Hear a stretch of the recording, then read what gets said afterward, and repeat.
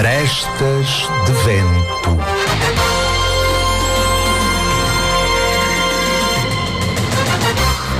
A polémica, as artes, a entrevista.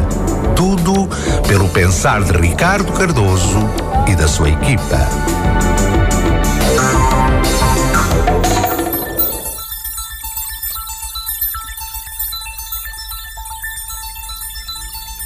Muito boa tarde, sintoniza o Arestas de Vento. Um programa de artes e ideias aos sábados 11-14 na Popular FM. Com realização de Ricardo Cardoso, captação de imagem de Ricardo Pita e controle de emissão de Céu Campos.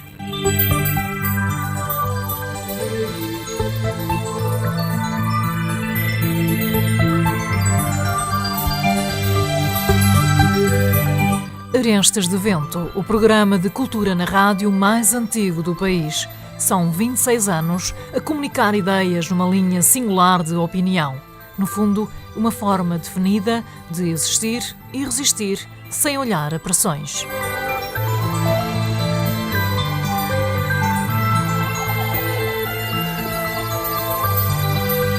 Sempre em destaque os apontamentos de autor e as grandes entrevistas. Lembramos que o Arestas está na net em arestasdevento.espelhomágico.pt e ainda que esta emissão pode ser seguida online em qualquer parte do mundo em popularfm.com. Arestas de Vento.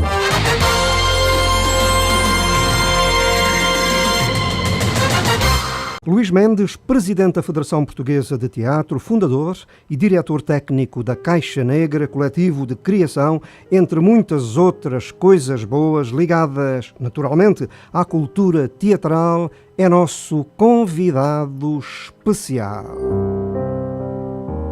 Luís Mendes, muito boa tarde, seja bem-vindo ao Arestas de Vento, janela cultural da Popular FM. Para mim, para a Federação Portuguesa de Teatro, é um enorme prazer estar aqui no Arestas de Vento a conversarmos sobre uma coisa que nos é tão cara, que é a cultura e o teatro. Muito obrigado. Do teu currículo, católico não praticante, tem como grandes paixões o teatro, a literatura e o Benfica. Bom, isto é cá uma trindade. O Mário Viegas, numa grande entrevista aqui no Arestas de Vento, fez. Mário Viegas continua vivo. Fez por dizer, em circunstância, à malta que teatro é um bicho que entra em quem o apalpa e, sem mais nem porquê, vai transformando a personalidade do hospedeiro. E, de forma inevitável, a literatura é pura letra de saberes, disse o Mário. Não falou da vocação católica, muito menos do Benfica. Querido amigo, queres interpretar este começo, passo o pleonasmo, de conversa? É assim, acho que as palavras do Mário são sempre palavras a reter e as ideias dele eram ideias extremamente claras, alicerçadas em anos e anos de teatro e de vivência da cultura, e não posso estar mais de acordo com essa ideia de que realmente é um bicho, o teatro é um bicho que quando entra não só é difícil de sair, como nos molda totalmente. Isso não tenho a mínima dúvida. Tu, no teu registro curricular, começas por dizer que és católico não praticante. Pergunto eu, Cristo para ti é um exemplo de vida ou vai muito mais longe? É assim, acima de tudo tem a ver com se calhar com um bocadinho com o sentido de missão das áreas que eu abracei, a cultura e mais especificamente o teatro e as artes do espetáculo. Sinto isso, passa em modéstia como um bocado um sentido de missão, porque tenho um enorme prazer em estar ligado a esta vida, a este mundo das artes e do espetáculo, até porque partilho este gosto entre a minha vida pessoal e a minha vida profissional, e se calhar foi aí que eu fui buscar um bocado esta vontade de nunca desistir e de, independentemente de uma ou outra contrariedade, encontrar sempre soluções para encontrar caminhos alternativos. É muito assim. Sabes que eu tive o prazer, faz um tempo, de trazer à antena da Popular FM José Casanova, da Comissão Política do Partido Comunista Português. Agora já não é, mas era ao tempo. E também um brilhante romancista. Em foco, na hora, esteve o livro da sua autoria, Caminho das Aves. Um livro, aliás, fantástico. E, curiosamente, a certa altura do jogo das palavras, o José Casanova afirmou que tinha normalmente a Bíblia à cabeceira. Bom, eu fiquei siderado, fiquei na maior surpresa. O quê? Um comunista tem um gosto desses? Perguntei. E ao que o bom do José Casanova respondeu ser a Bíblia um poema de grande elevação. A interpretação que fazes da Bíblia também vai na trilha do literato ou nem sabes aquilo que poderás dizer?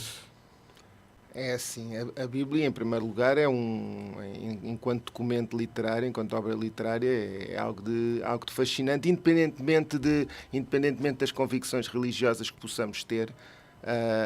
Eu considero que a Bíblia, enquanto literatura e enquanto documento histórico, é um documento fantástico, como, aliás, na minha opinião, todos os outros livros sagrados das restantes religiões. Eu tenho a ideia de que todas essas obras basilares das diversas religiões são sempre documentos que podemos ler e podemos sempre retirar alguma coisa, mesmo que não tenham muito a ver com aquilo que é a nossa vivência e a nossa crença. Exato. Falamos da Bíblia, falamos, e já disseste, de um livro completamente fabuloso. É a palavra de Deus na linha da definição, mas, querido amigo, não tem processo científico. Que se saiba. Pois é um livro composto por muitos livros e que acima de tudo nos traz diferentes perspectivas de uma mesma história, de uma mesma religião, de um mesmo povo. Obviamente não tem um processo científico, mas tem uma boa imaginação.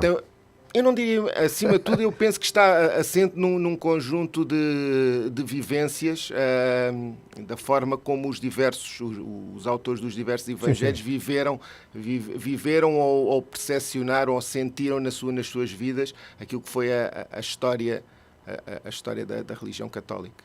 Animador cultural na Câmara Municipal da Amadora desde 96, exercendo atualmente funções de produção e comunicação nos recreios da Amadora. Pergunto eu, quais são as linhas de força, se é que existem, deste teu motivador trabalho? É assim, hoje em dia não é nenhuma novidade, nem é nenhuma... Nem vou aqui lançar nenhuma teoria inovadora. A cultura, seja ela a cultura a nível nacional, seja a nível autárquico, não passa pelo seu melhor momento. Agora, acredito que cabe às câmaras, não só às câmaras, mas também às câmaras, em termos de poder, digamos assim, tentar traçar algumas estratégias para dar algum produto cultural e poder aproximar as populações da cultura e das diversas vertentes que a mesma contempla. Nós, na Câmara da Amadora, aquilo que procuramos fazer é isso mesmo, com as limitações que tem o facto de estarmos encostados a um grande centro urbano, e procuramos também trabalhar nesse sentido, não ser, coloco isto entre aspas, não ser concorrência, mas ser uma alternativa, mostrar outras hipóteses de viver a cultura, até porque temos a felicidade de ter residente ou semi-residente duas companhias, uma companhia de teatro, o Teatro dos Aloés, e uma companhia de bailado, o Quórum Balé, o que também nos permite ter algumas novidades, algum produto, digamos assim, exclusivo, para além dos agentes culturais locais. Estás a dizer que há mais vida para lá do entretenimento banal. Há mais vida... Banal com todo o respeito. Sim, eu percebo. Acima de tudo é tentar diversificar, não tentar intelectualizar a cultura, dar uma cultura muito erudita, muito hermética, dar opções de escolha nesse sentido, dar um pouco de tudo e termos em atenção que os públicos da cultura e das artes são muito diversos, e há quem procure coisas mais rebuscadas, mais elaboradas, e há quem goste de uma oferta mais direta, mais de puro entretenimento e não tanto de reflexão, digamos assim. É muito assim. Mas essa cultura mais erudita que referiste, curiosamente, também pode ser, ao mesmo tempo, popular. Sim, não é assim. Zeca Afonso, por Claro. exemplo. Esse, para mim, é entre outros, mas se quisermos falar no campo da música e da música portuguesa, é para mim o exemplo maior de como é possível conjugar num mesmo autor, numa mesma forma de estar na cultura, o erudito e o popular. Luís Mendes, convidado especial desta emissão de hoje do Arestas de Vento na antena da Popular FM. Diretor do Teatro Passagem de Nível, Amadora, desde 93, tendo sido presidente da direção entre 2003 e 2013. Fundador e diretor técnico da Caixa Negra, coletivo de criação Amadora. Membro fundador da ANTA, Associação Nacional de Teatro de Amadores, no âmbito do primeiro Congresso de Teatro Não Profissional, realizado na Chamusca em 2001, da qual foi presidente da direção entre 2005 e 2010. Membro da Comissão Instaladora da Federação Portuguesa de Teatro, exerceu o cargo de vice-presidente da direção entre 2010 e 2014. Eleito como presidente da direção para o mandato de 2014-2017, toma posse a 26 de janeiro de 2014 no Sardual. Querido amigo Luís Mendes, falando a Gil Vicente, assim se fazem as coisas. Eu, modéstia à parte, assim, foi um percurso, como eu disse há bocado, o meu percurso está essencialmente ligado à área do teatro. Depois, a derivação que fiz para as restantes artes do espetáculo vieram naturalmente do teatro, e até a minha formação académica foi sempre muito condicionada pela paixão que tenho pelo teatro, e fui construindo. Cheguei a estes projetos de âmbito mais nacional, como é o caso da ANTA e da Federação, por via do Passagem de Nível, e fui também trazendo da minha experiência de dirigente associativo no Passagem de Nível, aquilo que fui aprendendo, fui trazendo para estes projetos de dimensão maior, mas também procurei depois levar de volta algumas das coisas que fui apreendendo numa outra vivência, naturalmente, que nos leva a contactar com outras realidades de norte a sul do país. Também tentei levar algumas coisas no fundo, para a casa que me viu, digamos assim, nascer para o teatro. E muito bem que eu sei. Mensagens escritas para nós, naturalmente, no Facebook. Escreveu Isaurinda Begão. Obrigado pela partilha. Força a Arestas de Vento. Vamos distribuir cultura e teatro. O povo agradece. Viva o teatro! Viva, naturalmente.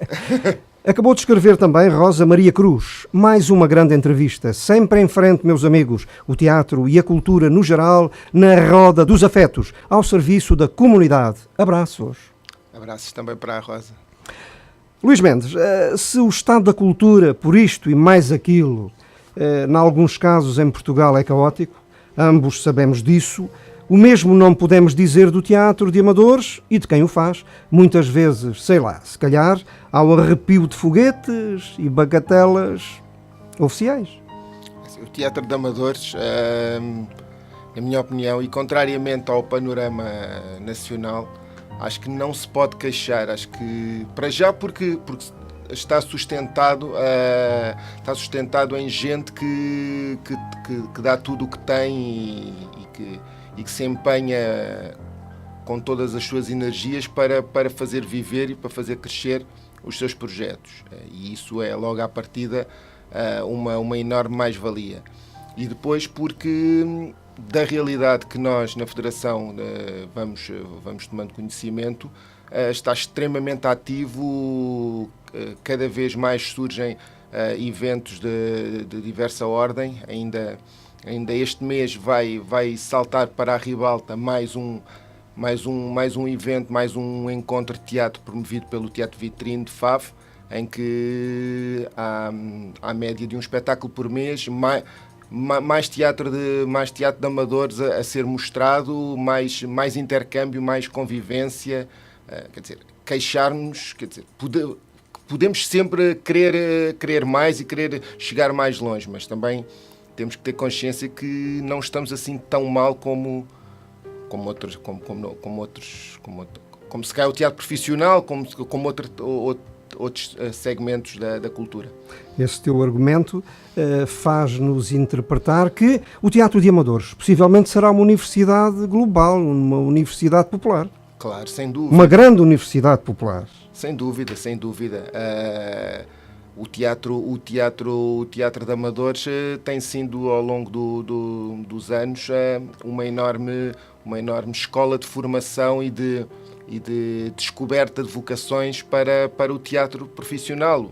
Muita gente que hoje está no teatro profissional começou exatamente no teatro de amadores, a começar pelas aquelas que nós reconhecemos como sendo as grandes figuras e as grandes referências do nosso teatro atual, como é o nosso querido Rui de Carvalho, que não há entrevista em que ele não diga que, com muito orgulho, vem do teatro de amadores.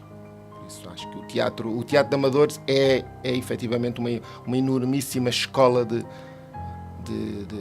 vocações e uma rampa para o teatro profissional. É uma grande ferramenta de boa cultura. Sim, porque se aprende a fazer teatro e a gostar de teatro e a conhecer o teatro de uma forma descomprometida, sem diferenças, sem quesílias, acima de tudo, vivendo o amor pelo teatro e fazendo aquilo que nos dá mais gosto. É muito assim. Ajuda a ver bem. Ajuda a ouvir bem. Ajuda a saber interpretar e possivelmente a escolher. Eu diria que, acima de tudo, ensina tudo aquilo que tu referiste, ensina-nos a estar no teatro. É uma prática continuada de boa cultura. Sem dúvida nenhuma. E isto sem cultura não chega lá, ou chega? Não, acho que a cultura está na base de tudo. Nós sem cultura não somos nada, somos quase, passa a expressão, somos quase autómatos. É a nossa cultura que isto, e sem um sentido pejorativo, é a nossa cultura que nos diferencia, que nos dá uma identidade, independentemente de ser extremamente positivo e ser extremamente interessante, que as diversas culturas se possam encontrar e partilhar e descobrir coisas novas.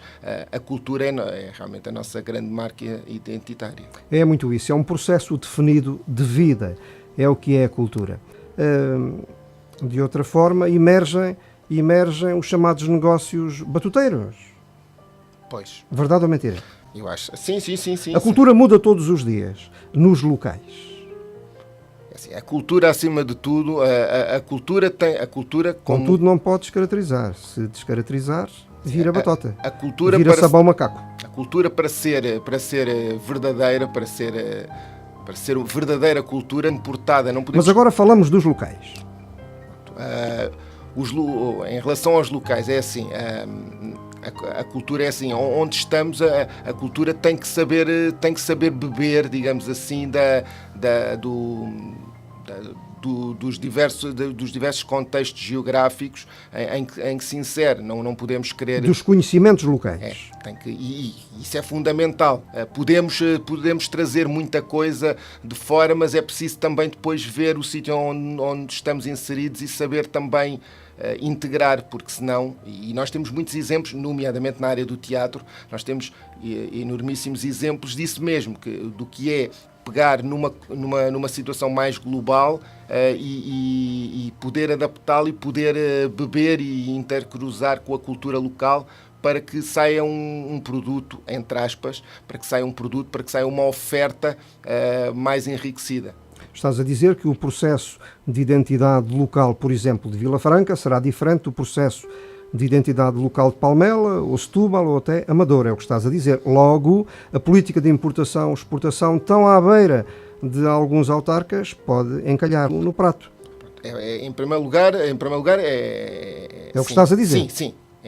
Naturalmente é preciso perceber as especificidades de cada um dos locais. Tu aí referiste realmente espaços que têm realmente algumas semelhanças. Estamos a falar existem características que se calhar são comuns. Ou não. Eu iria mais longe Sim. iria saindo dos grandes centros urbanos ou das grandes áreas metropolitanas. Se caminharmos para o interior do país, nós temos exemplos, é um exemplo para mim recorrente, o Teatro Regional da Serra de Montemuro, o exemplo de que é possível fazer teatro com qualidade, teatro com grande empenho, e ainda por cima no interior do país, como?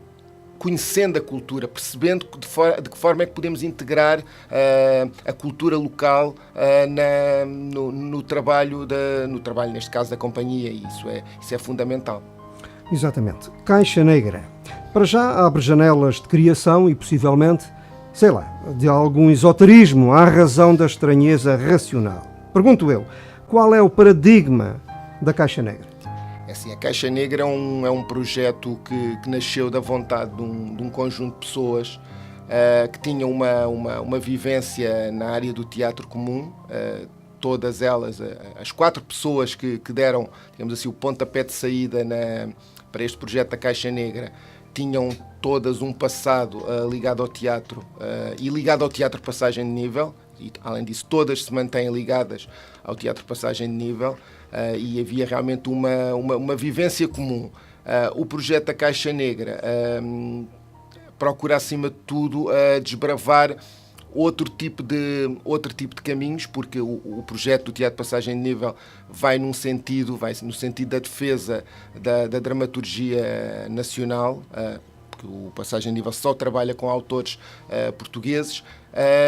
O projeto da Caixa Negra procura desenvolver outras linguagens, outras dramaturgias, outros autores, fazer outro tipo de experiências,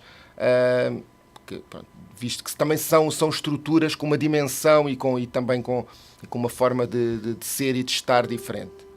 Estéticas e conteúdos diferentes. Assim, estéticas, eu não iria tanto pelo campo da estética, sim. porque a nossa escola, digamos assim, acaba por ser a mesma, porque a nossa escola foi realmente a do Teatro Passagem de Nível. Acima de tudo, se calhar conteúdos, procurar outras formas de viver e de estar no teatro e de construir outras ofertas no campo do teatro, não só do teatro, mas acima de tudo, porque o núcleo central é o teatro, mas também estamos sempre abertos e temos feito outras experiências na área do vídeo, dos vídeos, daquilo que está hoje muito em moda, os vídeos virais, aproveitar essa enorme ferramenta e oportunidade que é a internet para passar também outras histórias, construirmos outras histórias assentes noutras linguagens, neste caso na linguagem do vídeo. Exato. A Caixa Negra nasceu porque sim, é um complemento de outras necessidades, uma birra por conta de algum contencioso, às vezes acontece, com este ou aquele grupo de teatro, mera irritação de alguma coisa já vista, em algum lado, mera imitação. Queres aclarar? Ou é um projeto bem diferente, um projeto que sai do interior dos seus autores, dos seus timoneiros? Em primeiro lugar, a Caixa Negra nasceu de uma forma muito particular. Nasceu do desafio que foi feito a um dos nossos elementos, a um dos nossos fundadores, de apresentar um projeto de microteatro para o teatro rápido. Em 2012 surgiu o desafio de fazermos uma proposta a integrar na programação do teatro rápido, no mês de outubro, e sobre a temática da República. E de forma informal construímos um pequeno espetáculo de 15 minutos de seu nome Eu Sou o Meu País, e que pretendia dizer isso mesmo, explicar isso mesmo aos espectadores, que nós somos o nosso país, ou de outra forma, que o nosso país é aquilo que nós fazemos dele e a forma como o construímos. A partir daí, e porque ficámos satisfeitos da forma como as coisas correram, entendemos que poderíamos desenvolver outros projetos como eu disse há bocado, projetos diferentes, não numa ótica de rivalidade, mas numa ótica de complemento, de desbravar outros caminhos, e também, por que não dizer, porque os dois projetos estão sediados na Amadora, também uma forma de criar aqui uma rede de companheirismo, duas estruturas que são amigas, que partilham recursos humanos, e que podem, se calhar, juntas construir um projeto cultural ligado à área do teatro mais forte, porque certamente remam no mesmo sentido, apesar de muitas vezes os caminhos ou as estratégias podem ser ligeiramente diferentes, porque são dimensões diferentes, porque alguns dos projetos são encarados de uma outra forma, mas sempre numa ótica de partilha e de juntar esforços para construir algo maior e melhor. O Garrett dizia, aliás, que o produto ao existir gera sempre necessidades. Se não gerar, não é um produto, enfim, consentâneo para o pretendido. O difícil é o que vem a seguir, aguentar rotinas e aguentar também as próprias necessidades. Vocês estão a aguentar as rotinas e as próprias necessidades com alguma facilidade ou ainda não? A Caixa Negra é um projeto ainda... tem pouco mais de um ano, em termos efetivos tem pouco mais de um ano, e é um projeto que ainda também tem muito poucas necessidades em termos da sua gestão e da sua vivência diária. Ainda é quase como um filho que não requer muita atenção por parte dos pais, que consegue viver de uma forma mais ou menos autónoma.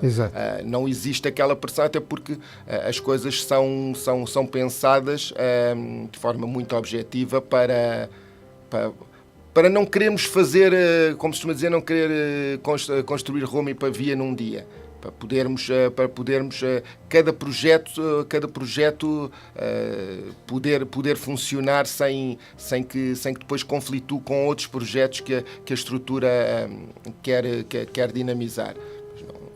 É um projeto que não nos coloca, não nos dá dores de cabeça, acima de tudo dá-nos algumas alegrias, e uma delas é o circular com os espetáculos, como está a acontecer este fim de semana em Setúbal, como aconteceu com outras deslocações que fizemos do nosso espetáculo do Cisne Grama a outras localidades, nomeadamente a Póvoa de Lanhoso e a outros locais. É um projeto que está realmente na fase realmente dá-nos muitas alegrias e muito poucas dores de cabeça.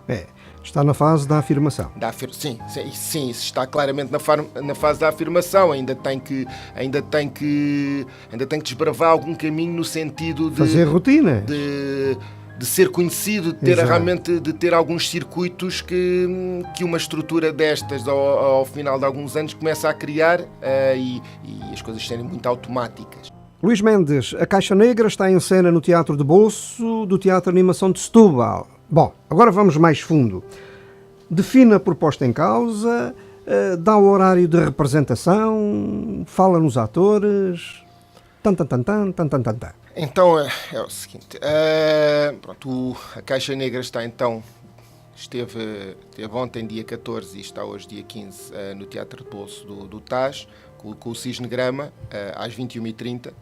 É um espetáculo, o Cisne Grama é um espetáculo que procura ir ao encontro de algo que nos é muito caro para nós que vivemos o teatro, que é realmente o outro lado do teatro, o que está por trás aquilo que o espectador muitas vezes não vê, não tem acesso, o núcleo base em termos do argumento do espetáculo. O texto base é o Canto do Cisne do Chekhov, ao qual foram acrescentados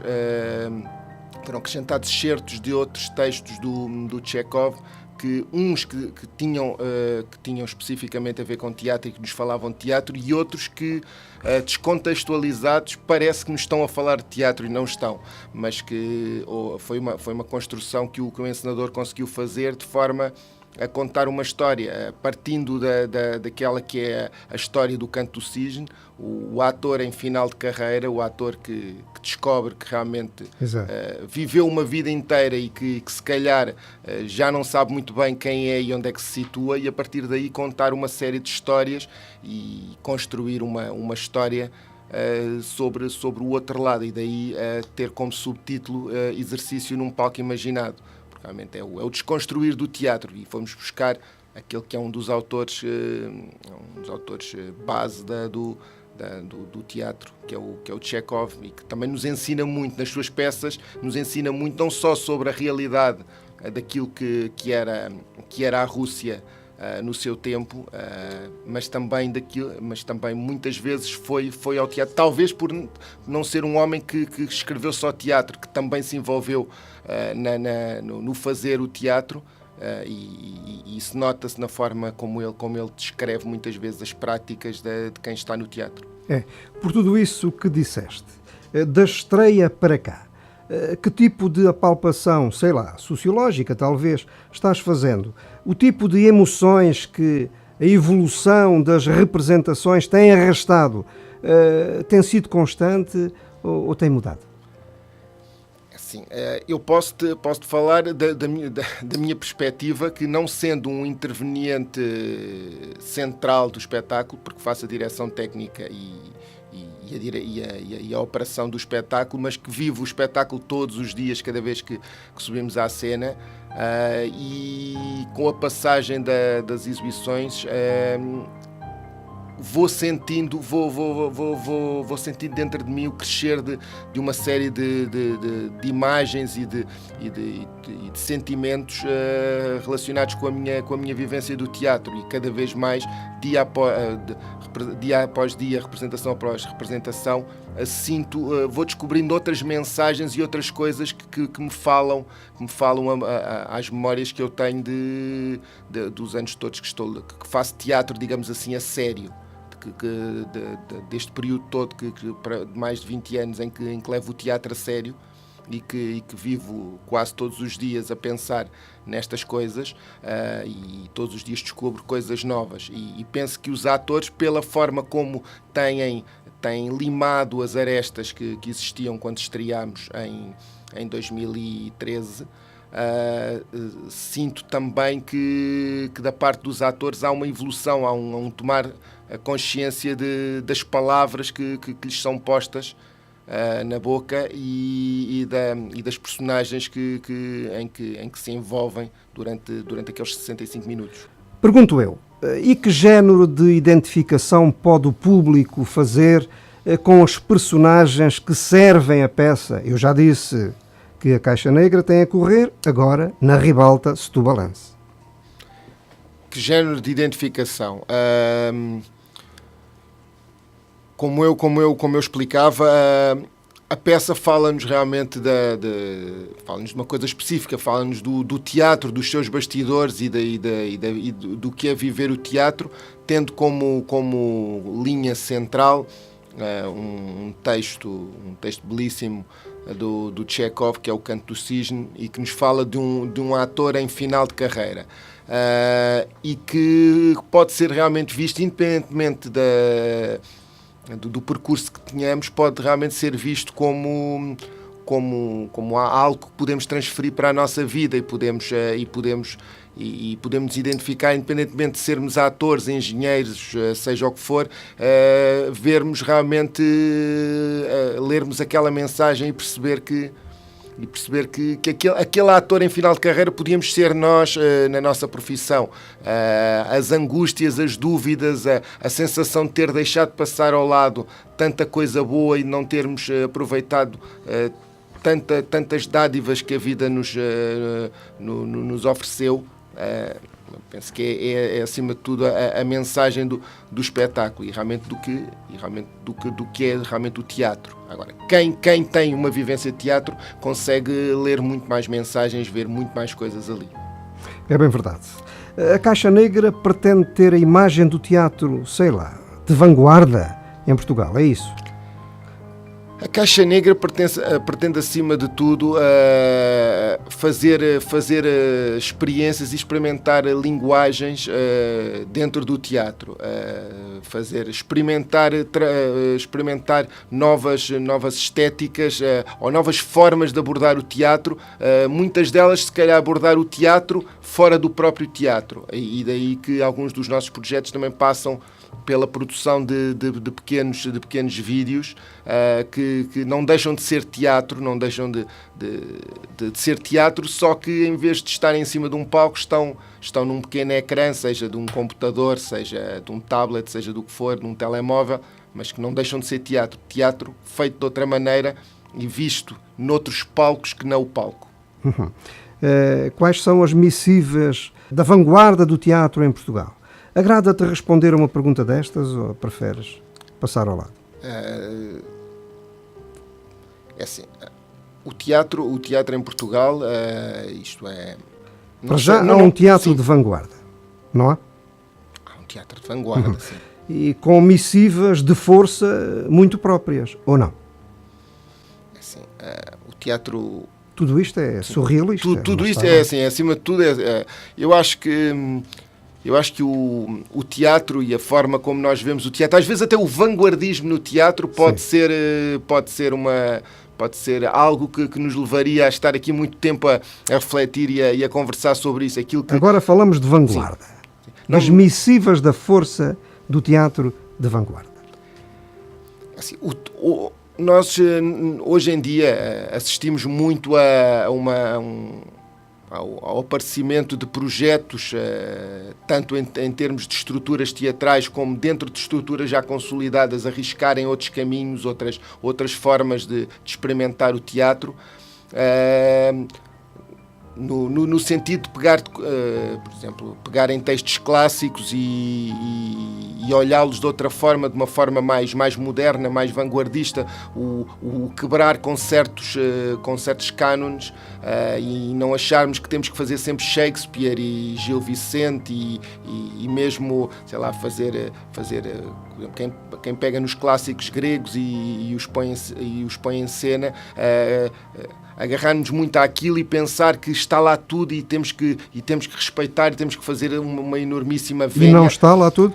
Está lá tudo, só que nós é que podemos descobrir outras formas de mostrar o que está lá. Não precisamos... Através de outras linguagens. Outras linguagens, outras formas de mostrar as coisas. Não precisamos de fazer de copiar, de olhar religiosamente aquilo que os dramaturgos puseram no papel e de respeitar ipsis verbis o que está lá. Podemos descobrir outras formas de transmitir exatamente aquilo que eles nos deixaram escritos. Às vezes copiar também não será muito mau. Quando não souberes, copia.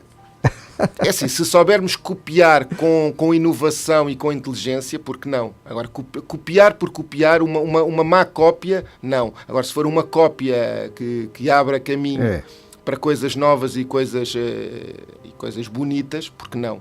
É um exercício fabuloso. É isso mesmo. Mal comparado, sei lá, pintar Picasso é uma aprendizagem permanente. Certo. É assim. Mas falávamos do teatro de vanguarda. Não te agrada, já vi. A Caixa Negra é outra coisa. Assim, a Caixa Negra é realmente assim, a nossa preocupação não passa por reinventar os clássicos, nem se tivermos que pegar nos clássicos e se sentirmos que naquele dado momento para a equipa que temos e para aquilo que nós sentimos que é pegar num texto e fazê-lo de uma forma perfeitamente clássica e tradicional, respeitando tudo e mais alguma coisa, como podemos no momento a seguir desconstruir, o projeto não está em ser nem situar-nos no vanguardismo, nem no clássico. Acima de tudo passa por nos divertirmos redescobrindo permanentemente o teatro e aquilo que se pode fazer com o teatro, sem lhe colocar, digamos assim, rótulos, no bom sentido, sem pensarmos somos vanguardistas, não somos, queremos ir pela esquerda, pela direita, pelo centro, acima de tudo queremos fazer teatro e reinventar-nos, seja de que forma for. Gostas de teatro à italiana? É assim, eu acima de tudo gosto de teatro. Acima de tudo gosto de teatro. Podemos também ver por esse caminho de ver o teatro como uma forma de animar, de fazer, acima de tudo, fazer pensar, mexer com as pessoas e as pessoas pensarem, porque nós não somos muito adeptos daquele teatro e também, com todo o respeito, aquela história do entretenimento, porque eu acho que o teatro, seja para adultos, para crianças, seja um teatro vocacionado até para crianças de tenra idade, sim, assim, não tem que ser exclusivamente entretenimento. Podemos trabalhar com crianças e ter outros propósitos que não o entretenimento. Acima de tudo, Queremos fazer um teatro que nos dê gosto, sim, quando falamos em animar, em animação cultural, sim, assim, não é algo que esteja divorciado dos nossos propósitos. Estamos a chegar ao teatro de rua ou não? Em relação, estás-te a referir ao Caixa Negra. À Caixa Negra, é assim, nada está fora do nosso projeto de intenções. Já fizemos, temos feito algumas coisas por solicitação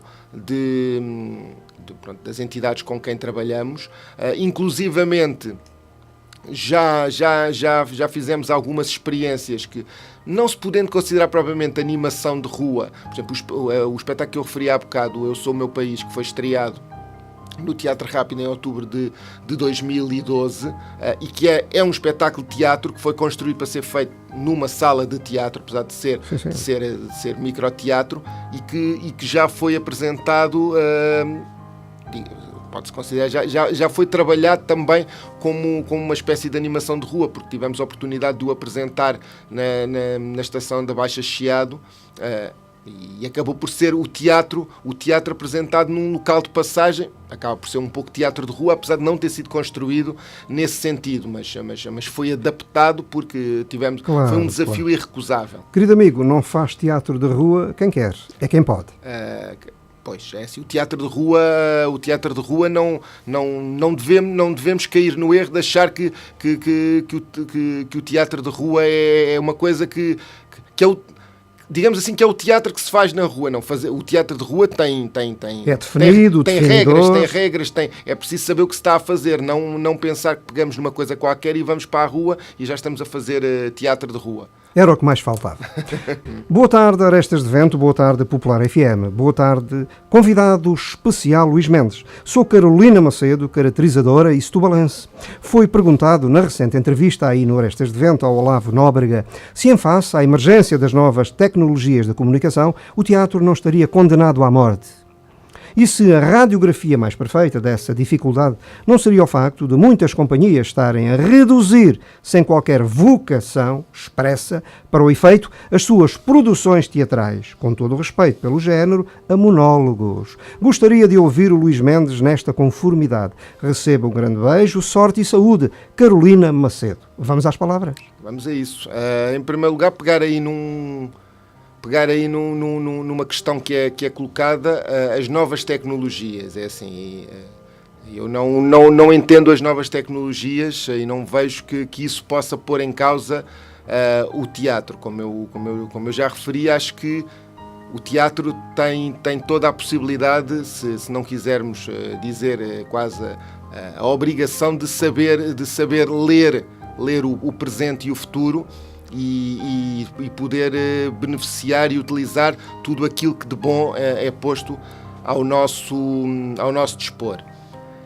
Em relação ao momento atual, e sem querer também entrar muito por determinados campos que às vezes nos podem fazer perder um bocado a linha daquilo que pretendemos, é verdade que ultimamente, mercê da crise que atravessamos, dos cortes brutais de apoios, observamos muitas companhias profissionais a reduzir drasticamente os seus elencos, a apostar essencialmente em monólogos ou em coisas muito com 2, 3 atores e com muito desdobramento de papel.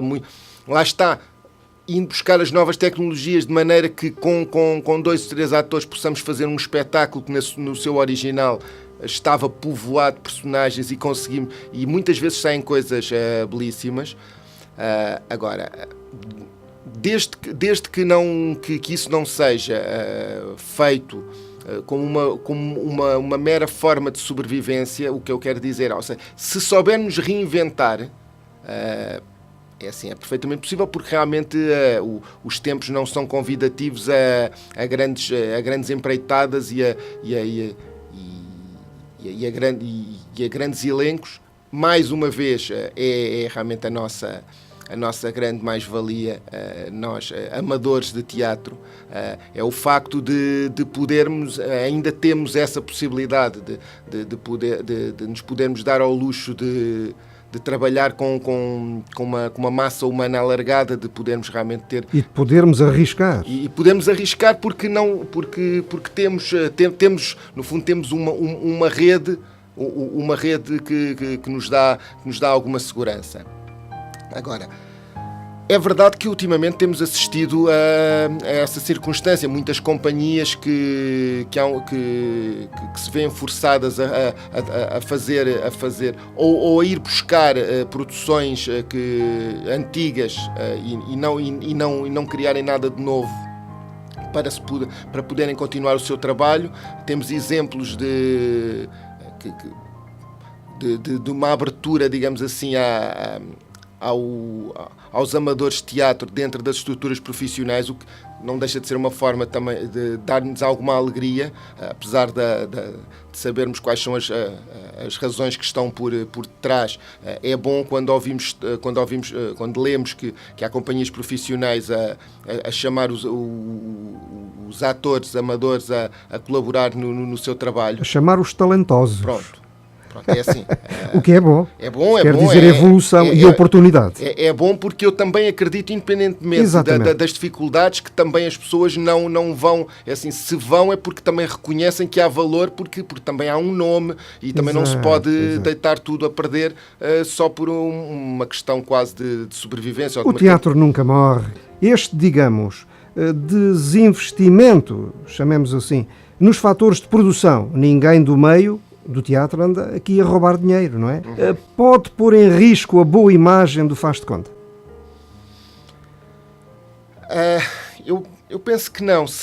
Mais uma vez, se soubermos ser inventivos, se soubermos soubermos olhar para o que temos e pensar que temos que trabalhar com o que temos e não chorar por aquilo que não temos. É assim, se é só isto que nos é dado, então vamos fazer um bom trabalho, vamos fazer um bom produto, digamos assim, com isto que temos, e provar que o teatro e a cultura em geral, enquanto houver vontade e força de fazer as coisas, na minha opinião, não vai morrer.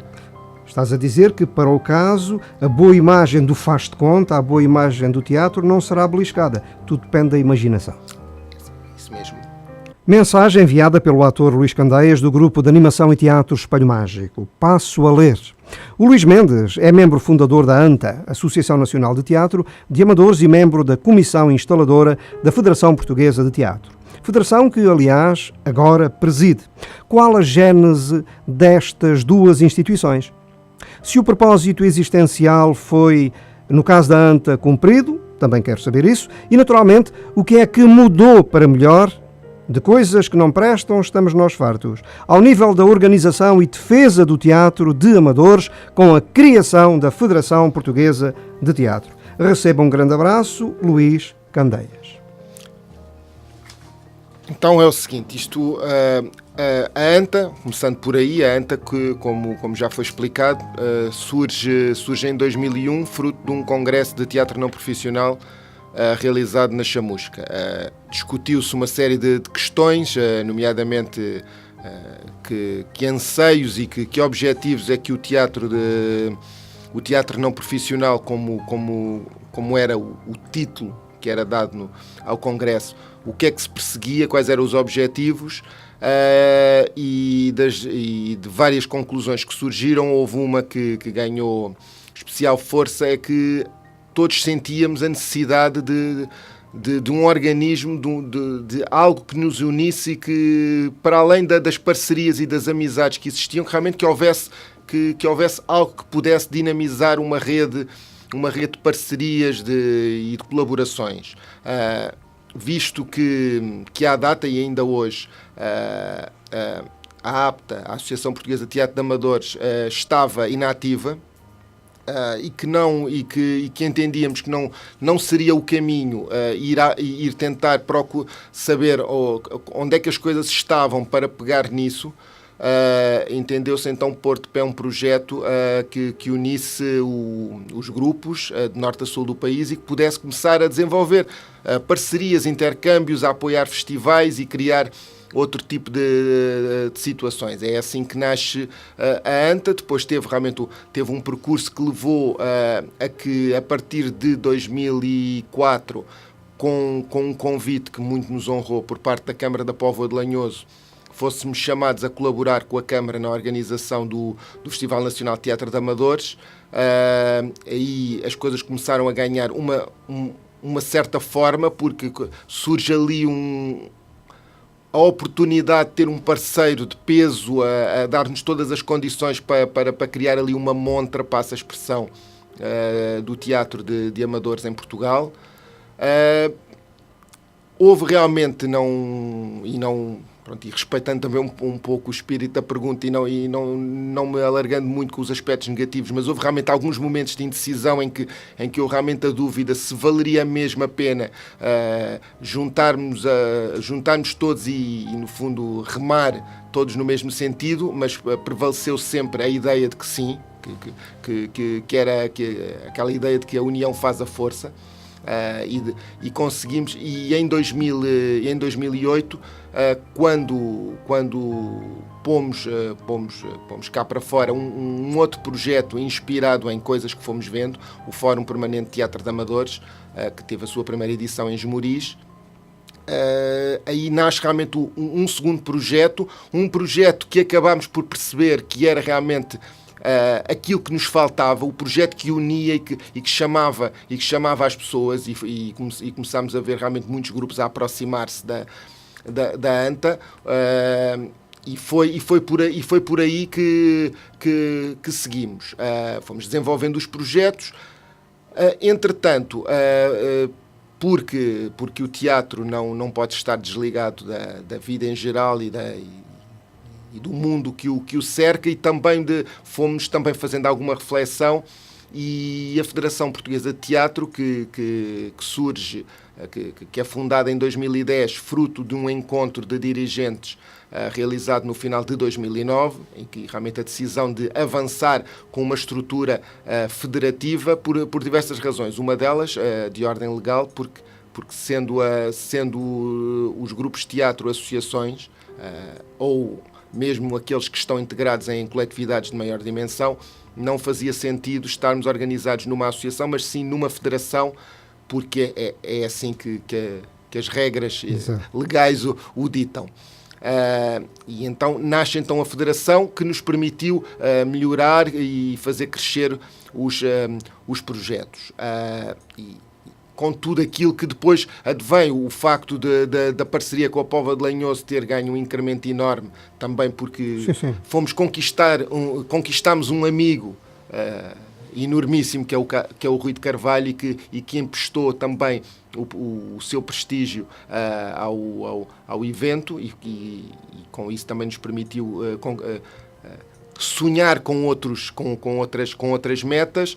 Depois está outros parceiros, como foi o caso da Fundação Inatel, que se aproximaram de nós e que fizeram ainda crescer mais o festival, que entretanto foi rebatizado de Concurso Nacional de Teatro. E depois o caso o feliz acaso da Confederação Espanhola de Teatro de Amadores se ter aproximado de nós e ter nascido aí uma amizade fortíssima e uma parceria que todos os anos tem crescido, e isto só para se perceber. Esta parceria começa com um intercâmbio anual, nós enviarmos um espetáculo português à Espanha e eles enviarem um espetáculo espanhol a Portugal. Neste momento estamos na casa dos 5, 6 espetáculos por ano.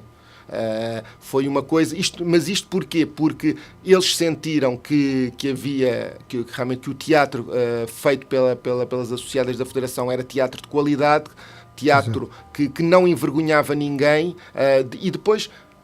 Foi uma série de acasos, eu não lhe chamaria propriamente acasos, assim, acima de tudo foi a qualidade e a força do trabalho das nossas associadas, como foi o caso do Festival de Leganés, em que não só os nossos grupos passaram com distinção, passa a expressão, como ainda por cima nos chegam ecos que as autoridades locais, o município, o ayuntamento de Leganés, ao ver aquilo que foi posto em palco, fez chegar à organização a certeza de que não, isto é para continuar, isto não é para parar, porque está aqui teatro de enormíssima qualidade, isto não se pode, isto é um movimento que já não pode parar. E nós, ao recebermos esta mensagem, só ficamos orgulhosos. No entanto, ela move-se. Ai, Galileu Galilei, esse grande e eterno homem das altas energias, as boas. É, como dizes, as instituições, as nações, as organizações onomásticas, tal como as pessoas vivem de imagem. Imagem boa, imagem má. Pergunto eu, quais as partes boas e menos boas da vida da Federação que atravessaram os mandos do Rafael Vergamota e da Sandra Paulo? Muito rapidamente. Então, eu vou começar pelas partes boas, porque as partes más são tão pequenas e são tão insignificantes que eu posso resumi-las rapidamente. As partes boas, acima de tudo, como eu estava a dizer, foi o observarmos o crescimento dos projetos, o observarmos que as instituições que se aproximaram de nós e que acredito que num primeiro contacto, se calhar, queriam perceber exatamente que gente é esta que se congregou numa Federação Portuguesa de Teatro, ainda por cima uma federação portuguesa de teatro que não ostenta no seu nome o de amadores, porque consideramos que o teatro é teatro. Pronto. Acima de tudo, dizia eu, percebemos que as organizações e as instituições que se aproximaram de nós depositaram quase de imediato uma enorme confiança. Nós hoje temos parceiros, eu referi 3 parceiros de peso, a Câmara de Póvoa de Lanhoso, a Fundação Inatel, depois do outro lado da fronteira a Confederação Escena Mater, mas temos outras em Portugal, temos a Confederação Portuguesa das Coletividades que não prescinde de nós ciclicamente para nos sentarmos à mesa com eles e com outras estruturas representativas e para refletirmos sobre o movimento associativo popular. Retomamos agora o contacto com a Sociedade Portuguesa de Autores no sentido de também podermos trabalhar um pouco melhor estas questões e, acima de tudo, eu resumiria realmente o lado bom, realmente os feedbacks positivos que estamos constantemente a receber. Estamos a falar de créditos. Estamos de créditos que crescem muito. A parte menos boa. A parte menos boa. A parte menos boa muitas vezes é as pessoas levarem tanto tempo a perceber que a Federação, acima de tudo, pretende lutar pela dignificação do teatro e do teatro de amadores e não perceberem e estarem sempre então, mas o que é que nos dão o que é que recebemos em troca? Se calhar aquilo que eu retiro é às vezes a luta que temos que fazer para explicar às pessoas que não se pode receber sem dar. E, acima de tudo, se formos uma grande família, porque eu continuo a querer chamar à Federação a família da FPTA, para mim é uma família, é um conjunto de amigos. é aquilo que eu resumo.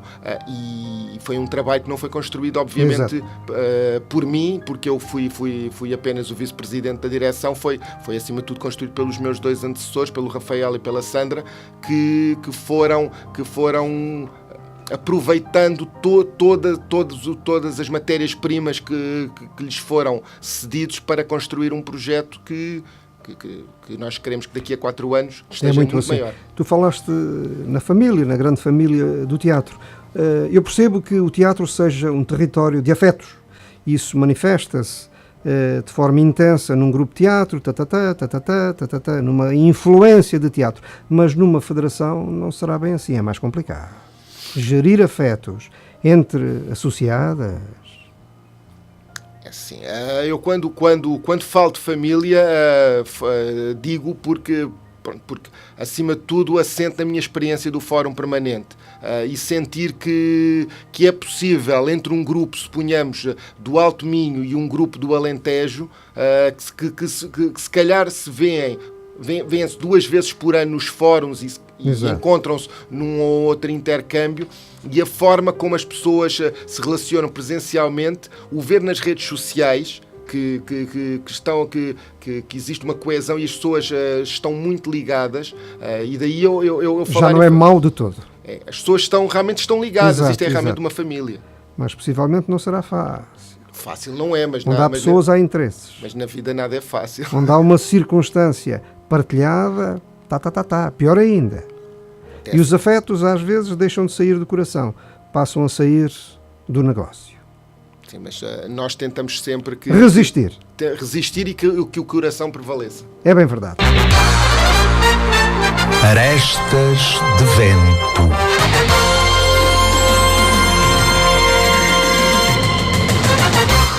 Já falamos, de forma quase exaustiva, do papel do teatro de amadores neste país, que já foi independente. Mas tu vais repetir em 15 segundos.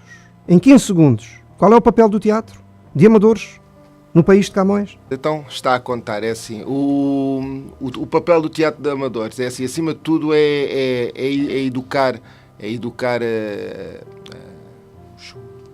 as populações, as comunidades para uma forma de expressão tão diversificada e tão multidisciplinar, porque o teatro ensina-nos... É uma fonte pode de ser uma saberes. escola para quase tudo. Eu não gosto nada do termo educar, não gosto mesmo. O que eu gosto é de falar cultura, percebes? A linguagem dos saberes é a linguagem do teatro. E uma escola. Exatamente. Se for boa. Também para 15 segundos. O que é que pensas daqueles iluminados, não é? Normalmente de café, que defendem de forma religiosa ser o teatro uma arte só para entendidos? O que é que eu penso? O que eu penso é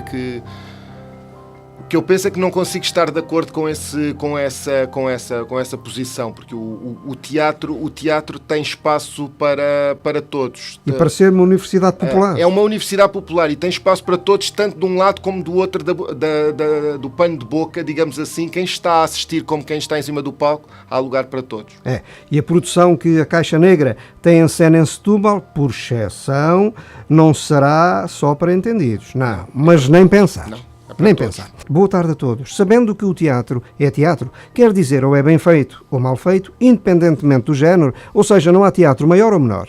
Há teatro bom ou mau, embora cada estilo, cada género, deva estar substanciado. A pergunta é a seguinte: acha que serrar, a fingir, falamos de teatro, uma criança ao meio no palco é teatro para a infância? Para mim não é.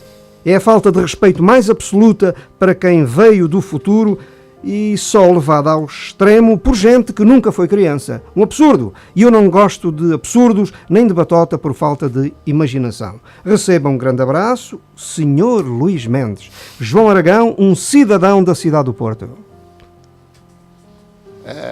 Uma curiosa pergunta. Uma curiosa pergunta. É assim, eu acho que o teatro, em primeiro lugar, estou totalmente de acordo. É assim, o teatro ou é bem feito ou é mal feito. Não há outra forma de o classificar. pegando na deixa de cerrarmos uma criança ao meio, aquilo que não há palavras. Aquilo que me ocorre dizer, e que é uma máxima que eu aprendi há muitos anos e que procuro seguir, quando se trabalha para crianças, não é tratarmos as crianças, e o teatro não pode ser exceção, tratarmos as crianças como se adultos fossem, não os menorizar. E isso, porque de resto é assim, porque outro tipo de considerações acho que não nos levam a lado nenhum. Pensavam que escapavam desta? Agora estou eu com a palavra. Companheiro Ricardo Cardoso, mandei o mail para o Espelho Mágico e não obtive a confirmação. Assim ficas com este e recebes já um abraço do Cosense.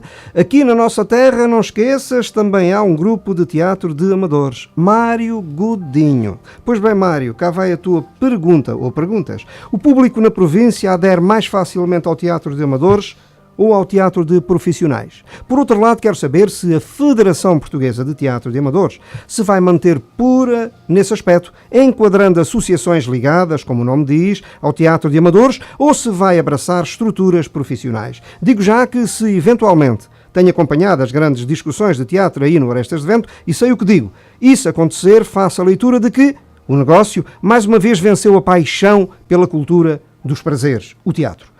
Amador é aquele que ama, o resto é conversa. Por exemplo, vocês estão a emitir num concelho, se não souberem, ficam a saber. Falo do concelho de Palmela, onde há dezenas de grupos de teatro de amadores. Agradeço as respostas. Abraço, Mário Godinho. Vamos a elas. Vamos a isso. O projeto da Federação é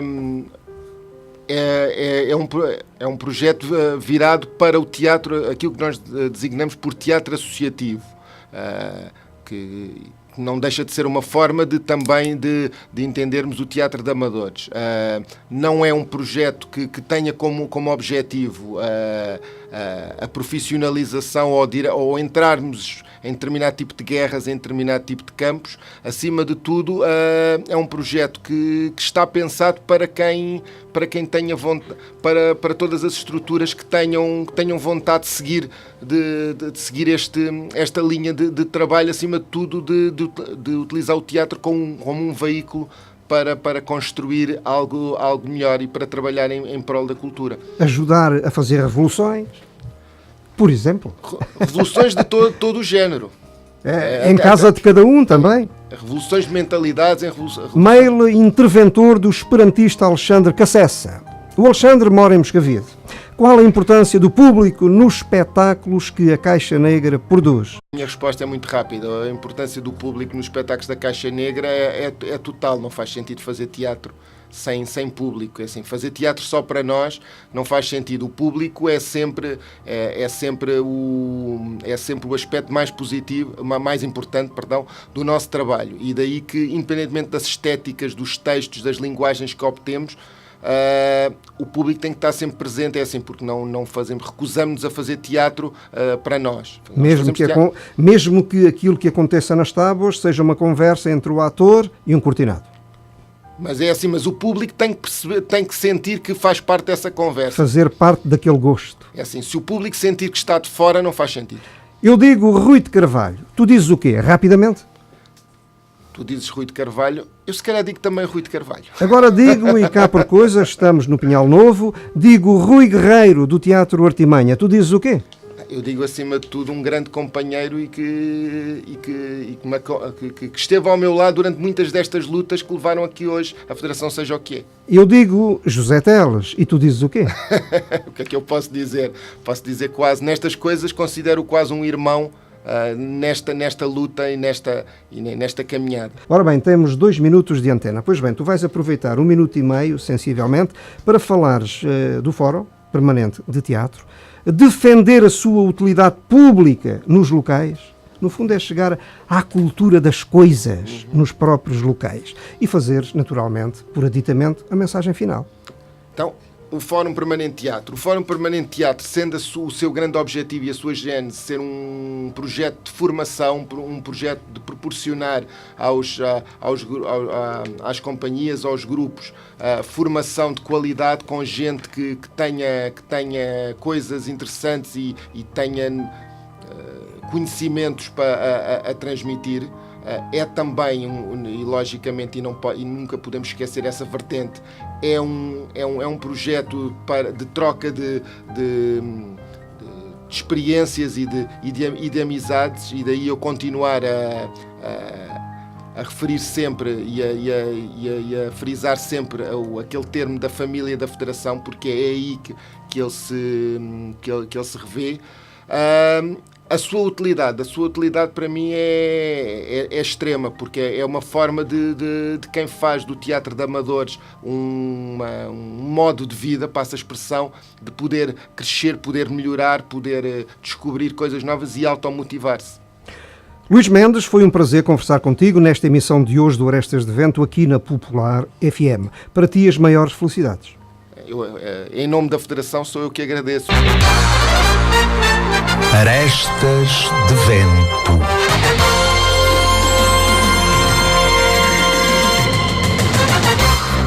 A polémica, as artes, a entrevista. Tudo pelo pensar de Ricardo Cardoso e da sua equipa.